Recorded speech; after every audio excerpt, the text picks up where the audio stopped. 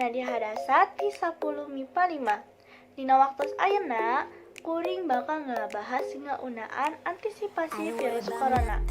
Anu kahiji, kuring bakal ngabahas ngaunaan asal-usul virus corona. Corona merupakan virus anu ayeuna dibahas kusabab penyebaran ganjana. Dugi ka ayeuna virus corona parantos ka infeksi 152 negara kasuk Indonesia.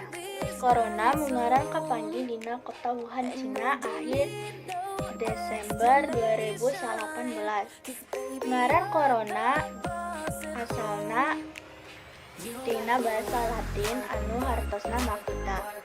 Kecap corona sorangan mangrupikeun bahasa Latin pikeun makuta. Ayeuna jenis rimbun anu ngawangun siga makuta mangrupikeun alasan anjeunna keuningan nawi. Virus corona sumebar tina jalma ka jalma. Metodena nyaeta tina jalma anu katepaan virus corona ku jalma anu sehat. Kasakitna nyebarkan tina tetes letih anu kaluar tina irung atawa sungut nalika katepak ku virus anu beresin atawa batuk. Virus ieu mangruhan saha wae, saha orok, barangkali dewasa, manula, wanoja hamil, jeung ibu asuhan. Tapi henteu panik.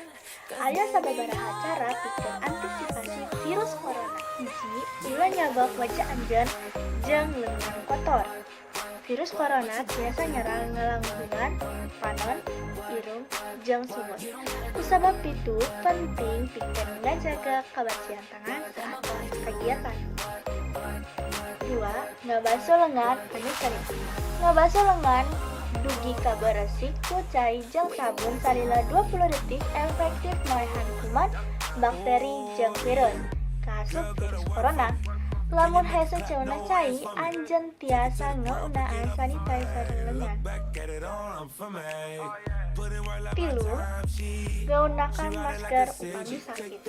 Upami urang ngarasa sakit sapertos batuk jeung beresin, pastikan ngagunakan masker pikeun nyegah penularan virus. 4. Jaga ku jarak anjeun. Dijauhkan jarak anjeun tina jalma anu gering. Jarak anu dianjurkan 1-2 meter. Ulah salaman. Kuantang ngalakukan sasalaman bakal ningkahan kontak kulit. Eta bakal biasa nyegah penyebaran virus corona. 5. Ningkahan balarea. Kusabab dina balarea kamungkinan pisan pikeun nepikeun upami aya hiji jalma kainfeksi virus corona. 7. Tetap di imah. Kuentengan tunkan alias tetap di imah bakal ngaminimalkan anjeun kana kontak virus corona. Ieu oge terus didorong ku pamarentah supaya penyebaran virus corona henteu nyebar. 8. Jaga kesehatan anjeun. Pikeun ngajaga jeung ningkatkeun daya tahan anjeun disarankan pikeun tuang katuangan sehat sapertos sayuran jeung buah, sareng panganan protein sapertos endog jeung lauk. Oge disarankan pikeun nyandak vitamin. Salaku tambahan latihan rutin cukup sare jam 5 selesai bisa ningkatkeun daya tahan pikeun nyegah penyebaran virus corona. Nah, eta sababaraha cara anu tiasa dilakukan pikeun ngantos virus corona. Henteu panik jeung turutan nasihat pemerintah pikeun ngalakukan kegiatan ti imah.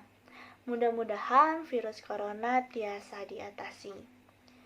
Eta sadayana ti abdi, punten upami aya kecap kasalahan.